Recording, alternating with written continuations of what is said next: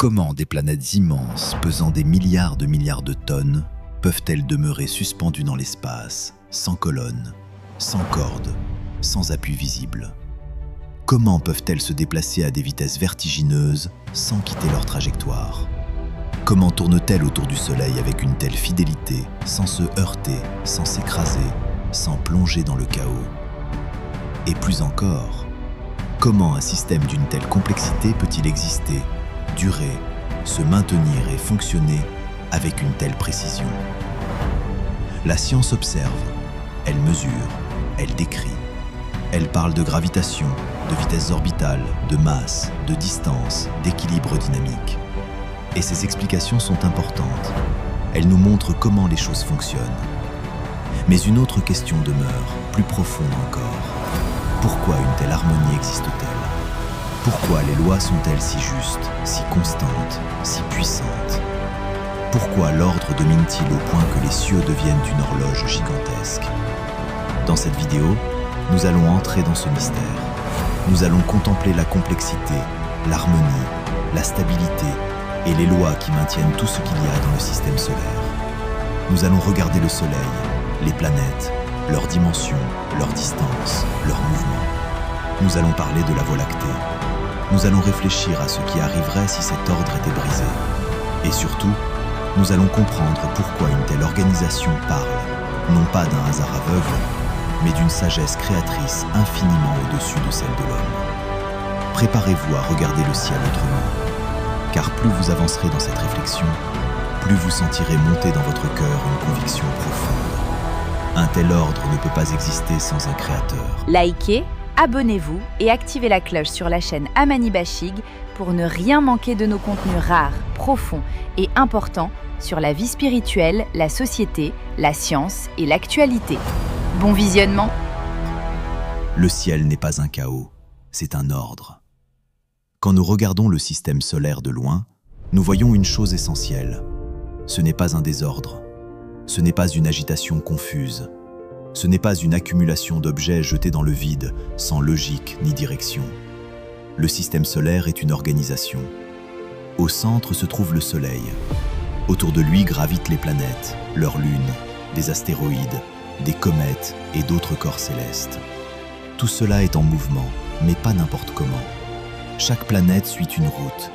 Chaque mouvement se fait selon un ordre précis. Chaque distance, chaque vitesse, chaque trajectoire participe à un équilibre général. Et c'est ici que l'on commence à percevoir combien la sagesse de Dieu dépasse celle de l'homme. L'homme construit des routes, des ponts, des machines, des systèmes sophistiqués. Mais tout ce qu'il construit exige des réparations. Tout ce qu'il conçoit connaît l'usure. Tout ce qu'il organise demande des ajustements. Même les plus grandes inventions humaines restent limitées, fragiles, dépendantes. Or, dans le ciel, nous avons affaire à des réalités autrement plus vastes. Des masses gigantesques, des distances presque inconcevables, des vitesses immenses. Et pourtant, une stabilité remarquable demeure. Ce simple fait devrait déjà nous arrêter, car ce que nous contemplons n'est pas une petite mécanique, c'est une architecture cosmique. Le Soleil, une puissance immense, mais parfaitement placée. Au centre du système solaire se trouve le Soleil. Le Soleil n'est pas simplement un disque lumineux que nous voyons dans le ciel. C'est une étoile gigantesque. Son diamètre est d'environ 1 391 400 km. Cela signifie qu'il est immensément plus grand que la Terre. Sa surface atteint environ 5500 degrés Celsius, et dans son noyau, la température monte jusqu'à environ 15 millions de degrés Celsius. Autrement dit, le Soleil est une fournaise colossale, une source d'énergie extraordinaire, une puissance brûlante que l'esprit humain a du mal à concevoir. Et pourtant, malgré cette chaleur inimaginable, nous ne sommes pas consumés. Pourquoi? Parce que la Terre est placée à une distance moyenne d'environ 149,6 millions de kilomètres du Soleil. Cette distance est fondamentale. Elle fait partie de cet équilibre qui rend la vie possible. Le Soleil est assez proche pour nous donner lumière, chaleur et énergie. Mais il est aussi assez éloigné pour que sa puissance ne nous réduise pas en cendres. Si la Terre était beaucoup plus proche, la chaleur deviendrait écrasante. Les océans s'évaporeraient, l'atmosphère serait bouleversée. La vie telle que nous la connaissons deviendrait impossible. Si la Terre était beaucoup plus éloignée, le froid s'installerait d'une manière extrême. L'eau liquide disparaîtrait en grande partie. La vie serait également compromise. Ainsi, la question devient inévitable. Comment ne pas voir dans cette distance une mesure admirable? Comment ne pas reconnaître une précision étonnante? Le Soleil nous montre déjà une vérité profonde. Dans la création, la puissance n'est pas abandonnée au désordre. Elle est mesurée, elle est contrôlée, elle est disposée selon une sagesse. Et ce même ordre ne s'arrête pas au Soleil, car autour de lui gravitent des mondes immenses, chacun avec sa taille, sa distance, sa vitesse, son rôle dans l'équilibre général. Les planètes, des mondes géants, chacun à sa place. Commençons par les planètes les plus proches du Soleil. Mercure. Mercure a un diamètre d'environ 4879 km. Elle se trouve à environ 57,9 millions de kilomètres du Soleil. C'est la planète la plus proche de l'étoile centrale. Vénus. Vénus mesure environ 12 104 km de diamètre. Elle orbite à environ 108,2 millions de kilomètres du Soleil. La Terre. La Terre, notre maison, mesure environ 12 756 km de diamètre. Elle se trouve à environ 149,6 millions de kilomètres du Soleil. Mars. Mars a un diamètre d'environ 6 792 km. Elle orbite à environ 227,9 millions de kilomètres du Soleil. Puis viennent les géantes. Jupiter. Jupiter est la plus grande planète du système solaire. Son diamètre atteint environ 142 984 km. Elle se situe à environ 778,6 millions de kilomètres du Soleil. Saturne. Saturne mesure environ 120 536 km de diamètre. Elle se trouve à environ 1,4 milliard de kilomètres du Soleil. Uranus. Uranus a un diamètre d'environ 51 118 km. Elle orbite à environ 2,87 milliards de kilomètres du Soleil. Neptune. Neptune mesure environ 49 528 km de diamètre. Elle se trouve à environ 4,5 milliards de kilomètres du Soleil. Ces chiffres ne sont pas de simples données techniques. Ils nous révèlent l'immensité de l'ordre cosmique. Chaque planète est un monde. Chaque monde a sa place. Chaque place participe à un ensemble. Et ce qui est frappant, c'est que rien ne paraît laissé à l'improvisation. Les distances sont différentes. Les dimensions sont différentes. Les compositions sont différentes. Mais tout s'inscrit dans une architecture stable. Comment les planètes tiennent-elles dans l'espace?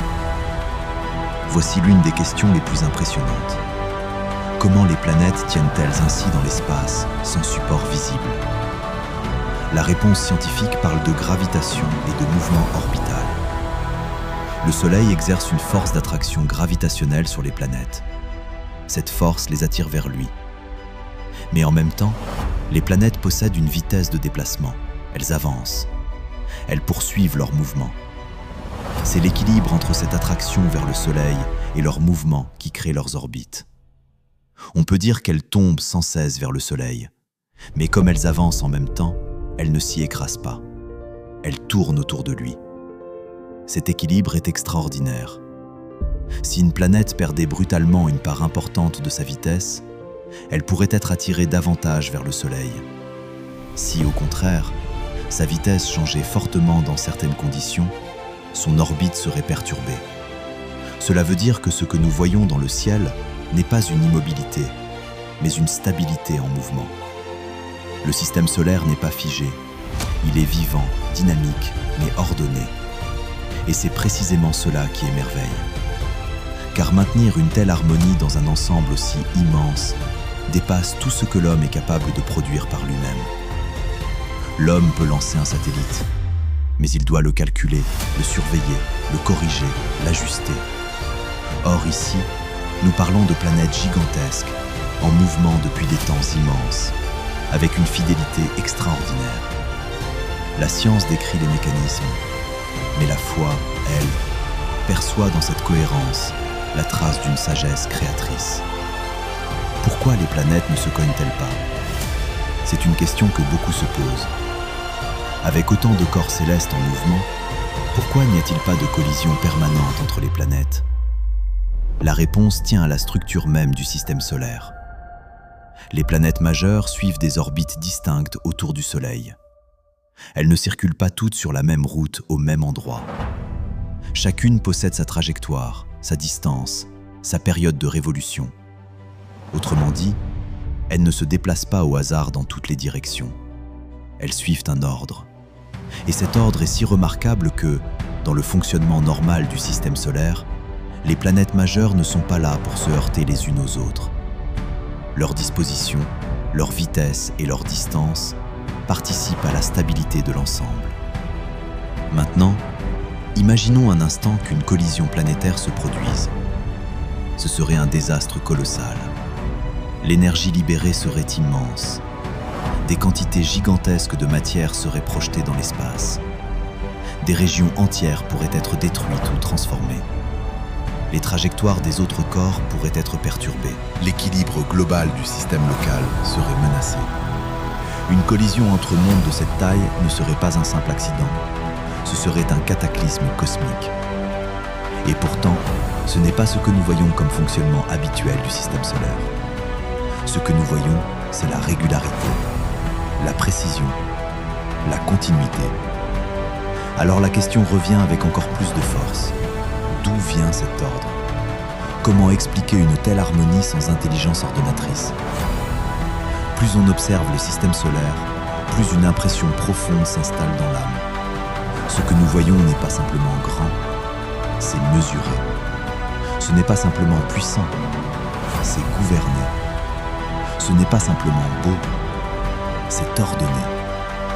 La Terre, une position d'une précision bouleversante. Parmi toutes les planètes, la Terre occupe une place particulière pour nous. C'est ici que nous vivons, c'est ici que nous respirons. C'est ici que l'eau liquide existe en abondance. C'est ici que la vie s'est manifestée. Pourquoi? Parce que la Terre ne possède pas seulement une belle apparence, elle bénéficie d'un ensemble de conditions favorables. Sa distance au Soleil est adaptée. Son atmosphère protège la vie. Sa rotation établit l'alternance du jour et de la nuit. Son inclinaison contribue aux saisons. Sa gravité retient l'atmosphère et les océans. Tout cela nous rappelle une vérité forte. La Terre n'est pas seulement une planète parmi d'autres. Elle est aussi, pour nous, un témoignage d'ajustement.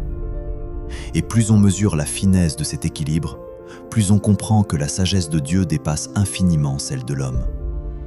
Car l'homme découvre ce qui a été mis en place. Il ne crée pas les lois qui rendent cela possible. Le Soleil ne maintient pas seulement la lumière, il maintient aussi l'ordre. Le Soleil est au centre du système solaire, non seulement comme source de lumière, mais aussi comme centre gravitationnel. Sa masse est immense. C'est elle qui donne au système solaire sa cohésion générale. Sans la gravité du Soleil, les planètes ne suivraient pas leurs orbites actuelles. L'ensemble se disperserait autrement. Le Soleil tient ensemble le système solaire. Cela signifie que ce grand astre n'est pas seulement un fournisseur de chaleur, il est aussi le centre de stabilité. Et cette centralité du Soleil nous aide à réfléchir plus profondément. Dans l'ordre cosmique, il y a un centre. Autour de ce centre, les autres corps suivent leur trajectoire. Il y a donc hiérarchie, dépendance, structure. Ce n'est pas un chaos démocratique des masses célestes, c'est un ordre gouverné. Et cet ordre, pour celui qui médite spirituellement sur la création, parle de l'autorité du Créateur. Car la création n'a pas été abandonnée à elle-même comme un mécanisme fou. Elle manifeste une discipline silencieuse. La Voie lactée, quand notre système solaire devient presque invisible. Et pourtant, aussi impressionnant soit-il, le système solaire n'est qu'un fragment d'un ensemble beaucoup plus vaste, la Voie lactée. La Voie lactée est notre galaxie, Elle mesure environ 100 000 années-lumière de diamètre. Elle contiendrait environ 100 milliards d'étoiles. Et notre système solaire se trouve à environ 26 000 années-lumière du centre galactique. Cela signifie que notre Soleil, qui nous paraît immense, n'est qu'une étoile parmi des milliards. Notre système solaire, qui nous semble gigantesque, n'est qu'un petit point dans cette galaxie. Et la Voie lactée elle-même n'est qu'une galaxie parmi d'innombrables autres dans l'univers. Quand l'homme prend conscience de cela, deux sentiments peuvent naître en lui. D'abord l'humilité, car il comprend sa petitesse. Ensuite l'émerveillement, car il découvre que plus le monde est vaste, plus la question du Créateur devient grande. Car si déjà le système solaire révèle tant d'ordres, que dire d'une galaxie entière? Que dire d'un univers rempli de galaxies? Que dire d'un cosmos où les mêmes lois s'exercent avec une fidélité si constante? Plus on agrandit le regard, plus la sagesse divine apparaît au-dessus de toute pensée humaine. Le hasard ne gouverne pas, il disperse. Certains diront, tout cela n'est que le produit de lois naturelles. Mais cette affirmation ne supprime pas la profondeur de la question. Car pourquoi ces lois? Pourquoi cette stabilité? Pourquoi cette régularité? Pourquoi cette cohérence? Le hasard peut décrire une absence d'intention dans notre manière humaine de parler. Mais le hasard ne légifère pas. Le hasard ne fixe pas des constantes avec fidélité. Le hasard ne maintient pas une harmonie aussi durable sans devenir lui-même un mot vide devant la profondeur de ce qui est observé. Ce que nous voyons dans le système solaire, ce n'est pas un désordre qui aurait mystérieusement produit un ordre et qui continuerait ensuite à l'obéir fidèlement. Ce que nous voyons, c'est une ordonnance dans les distances, une ordonnance dans les masses, une ordonnance dans les trajectoires, une ordonnance dans l'équilibre entre puissance et stabilité. Et cette ordonnance ressemble beaucoup plus à une sagesse qu'à un accident. À ce stade, il ne s'agit plus seulement d'astronomie, il s'agit de contemplation. Il s'agit de savoir ce que notre âme fait de ce que nos yeux observent. Car le ciel ne parle pas seulement à l'intellect, il parle aussi à la conscience.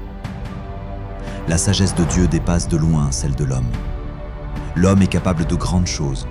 Il peut calculer des trajectoires, il peut envoyer des sondes dans l'espace, il peut observer des planètes, mesurer leur diamètre, évaluer leur distance, étudier leurs atmosphères. Mais il reste un lecteur de la création, pas son auteur. Il découvre ce qui a été établi. Il ne décide pas des lois fondamentales de l'univers. Il n'a pas posé le soleil. Il n'a pas tracé les orbites. Il n'a pas fixé les constantes qui rendent la stabilité possible. L'homme comprend partiellement. Dieu, lui, ordonne souverainement. Et c'est ici que la différence entre la sagesse humaine et la sagesse divine devient immense. La sagesse humaine progresse lentement. Elle apprend par essai, correction, erreur, découvertes successives. La sagesse de Dieu, au contraire, ne tâtonne pas. Elle ne cherche pas une solution. Elle n'expérimente pas pour voir si cela marchera. Elle établit. Et lorsque l'on regarde le ciel, on a devant soi quelque chose qui a été établi avec une majesté incomparable. Le soleil brûle sans dévorer la terre. Les planètes tournent sans se heurter. Les distances sont immenses, mais les lois demeurent fidèles. Les mondes sont nombreux, mais l'ensemble garde une cohérence. Comment ne pas reconnaître là une sagesse au-dessus de l'homme? Si cet ordre venait à être brisé, prenons un instant pour réfléchir à ce qui arriverait si les lois qui maintiennent cet ordre venaient à être altérées. Si la gravité changeait brutalement, les orbites seraient bouleversées. Si les vitesses orbitales étaient profondément modifiées, certaines planètes pourraient être déviées. Si la Terre se rapprochait trop du Soleil, la chaleur deviendrait destructrice. Si elle s'en éloignait trop, le froid deviendrait extrême. Si une collision planétaire survenait, ce serait un cataclysme d'une ampleur presque inimaginable. Autrement dit, la vie, la stabilité et l'équilibre dépendent d'un ordre très fin. Nous existons dans un monde qui tient parce que les lois demeurent. Cette simple réflexion devrait produire en nous un profond sentiment de gratitude et de crainte respectueuse. Car nous comprenons alors que nous vivons non pas dans un univers banal, mais dans une création tenue. Peut-être que trop souvent, nous regardons le ciel sans penser. Nous voyons le jour et la nuit se succéder. Nous voyons les saisons revenir. Nous voyons la lumière du soleil inonder la terre. Et nous finissons par considérer tout cela comme ordinaire. Mais rien de cela n'est petit. Rien de cela n'est banal. Rien de cela ne devrait être accueilli avec indifférence. Chaque lever du soleil est déjà un témoignage. Chaque rotation de la Terre est déjà un signe. Chaque trajectoire fidèle dans le ciel est déjà une parole silencieuse qui dit à l'homme « Ce monde n'est pas sans maître ». Le système solaire comme leçon spirituelle. Le système solaire n'est pas seulement un objet d'étude scientifique. Il est aussi une leçon d'ordre, une leçon de mesure, une leçon d'humilité, une leçon de stabilité, une leçon de fidélité. Car les cieux obéissent, les lois demeurent, les astres suivent leur route. Et cela nous enseigne quelque chose de profond sur Dieu. Il n'est pas un Dieu de confusion. Il n'est pas un Dieu d'improvisation chaotique. Il est un Dieu d'ordre, de puissance, de précision, de sagesse. Quand on contemple le système solaire, on découvre donc bien plus que des objets célestes. On découvre un reflet de la souveraineté divine. Alors, que faut-il retenir de tout cela ? Il faut retenir que le système solaire est immensément complexe. Il faut retenir qu'il est remarquablement stable. Il faut retenir qu'il est régi par des lois admirables. Il faut retenir que le Soleil, les planètes, les distances, les trajectoires, la gravité et l'équilibre général forment une harmonie qui dépasse notre imagination ordinaire. Mais il faut surtout retenir ceci. Une telle organisation ne parle pas d'un hasard aveugle. Elle parle d'une sagesse. Une sagesse trop haute pour l'homme. Une sagesse trop profonde pour être réduite à une simple coïncidence cosmique. Une sagesse qui se lie dans la fidélité des lois, dans la stabilité des cieux, dans la mesure des distances, dans l'ordre des trajectoires. Plus l'homme comprend la création, plus il devrait devenir humble. Plus il découvre les lois du cosmos, plus il devrait s'émerveiller. Plus il mesure la grandeur du système solaire et de la Voie lactée, plus il devrait reconnaître combien la sagesse de Dieu dépasse de loin celle de l'homme. La prochaine fois que vous verrez le soleil, souvenez-vous qu'il ne vous brûle pas parce qu'une distance admirable a été établie. La prochaine fois que vous penserez aux planètes, souvenez-vous qu'elles tournent avec fidélité sans se heurter, dans une ordonnance majestueuse. La prochaine fois que vous lèverez les yeux vers les étoiles, souvenez-vous que notre système solaire n'est qu'un point dans la Voie lactée, et que la Voie lactée elle-même n'est qu'un fragment d'une immensité encore plus vaste. Et dans cette immensité, une vérité se lève avec force. Dieu n'est pas petit. Dieu n'est pas lointain au sens de l'indifférence. Dieu est grand. Dieu est sage. Dieu est réel. Et la création, dans son silence majestueux, continue de le proclamer. Car quand l'homme regarde le système solaire avec un cœur attentif, il ne voit plus seulement des planètes en mouvement. Il voit la trace d'une pensée immense. Il voit la marque d'un ordre voulu. Il voit le reflet d'une gloire. Et alors, au lieu de sortir de cette contemplation avec orgueil, il en sort avec révérence, avec admiration, avec humilité, et avec cette confession qui monte naturellement de l'âme. Vraiment, la sagesse de Dieu dépasse de loin celle de l'homme. Vraiment. Likez, abonnez-vous et activez la cloche sur la chaîne Amani Bashig pour ne rien manquer de nos contenus rares, profonds et importants sur la vie spirituelle, la société, la science et l'actualité.